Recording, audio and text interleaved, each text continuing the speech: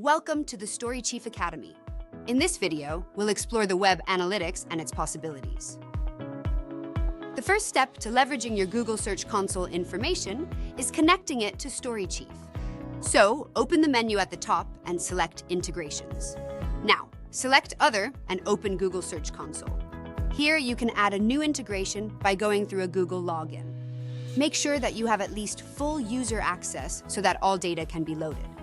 Let's take a look at the insights.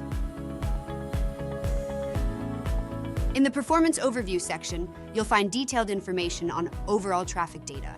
So the impressions, clicks, position, and CTR for the selected period. Choose a different period in the drop-down menu for more long-term insights. The dotted line in the background is the previous period, so it's easy to compare periods. It's also easy to switch between keywords and pages with the toggle on top. Below the graph, there are more details on the click performance. The top keywords are the ones to maintain or improve content for, since they are high-performing. The top growing keywords are opportunities to enrich or promote related content. Your top declining keywords are dropping the fastest, so you can either update content or remove them from your keyword mix. These metrics help you understand which keywords are performing well and identify areas for improvement. To gain more insights into a specific keyword, click on it to open the side window to see detailed metrics and also which pages it ranks for. A redirect to the Google search can also be interesting to view competitor pages. The section on the position performance gives a list of keywords with ranks 8 to 10, which can possibly gain a lot of clicks. Next are the most improved rankings of content with the greatest rise in rankings. This often is newer updated content. The Keywords Positions breakdown provides a deep dive into how keywords rank. Keywords are divided into useful bins to provide easy-to-use lists of keywords with similar results. Content pillars and social media campaign are keywords people search the most for if we look at the number of impressions. So, let's optimize these keywords so they jump to a higher position and receive more clicks. At the bottom of the page, we see the click-through rate performance graph that provides a visual representation of your CTR performance divided into 4 quadrants. Spot underperformers and opportunities for growth. The breakdown button sends us to the Improvement Opportunities page, which we'll see later. The Organic Traffic page unravels all the secrets of your website traffic, starting with an overview of all the metrics we've seen in the previous dashboard. Here, you can select your own time frame and group on a daily, weekly, or monthly basis. At the bottom of the graph, you see when the data is updated and when the next update is. Below, there is a table with all the keywords and their data. Find interesting keywords, events, or patterns based on absolute numbers or changes in the data.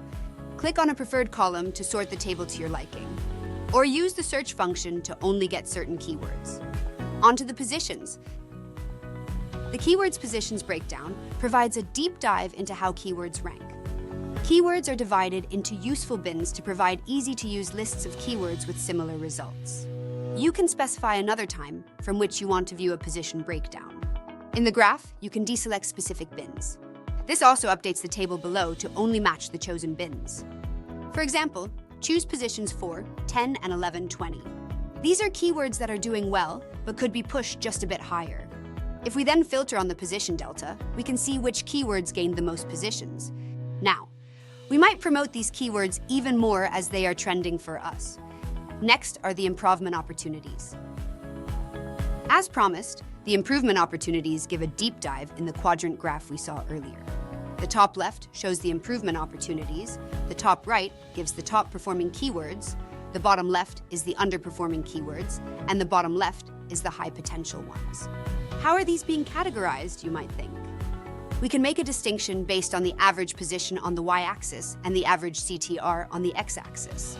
Everything with an average position of at least 5.6 is in the upper part of the graph. Similarly, keywords with an average CTR equal to or higher than 20% are placed on the right side of the graph. We'll take a look at each quadrant. Improvement opportunities rank high, but don't generate a lot of clicks, so adjusting links or calls to action can help guide the traffic to the desired page. The top performing quadrant is doing great in terms of position and clicks, so it's recommended to ensure that these keywords stay here. The underperforming keywords are not doing great for both positions and CTR, so these either need an update to boost them, or they can be ignored completely. The last one is the high potential keywords, as these don't rank very high, but a lot of the traffic actually clicks on the CTA. So a boost in rank can help generate more clicks. As is the case for other dashboards, a table with the keywords and filters is displayed below. When clicking on a quadrant, the respective results are shown, and the graph zooms in on this zone only. Go check out the web analytics and turn the theory into practice. Curious for more? Check out our other videos.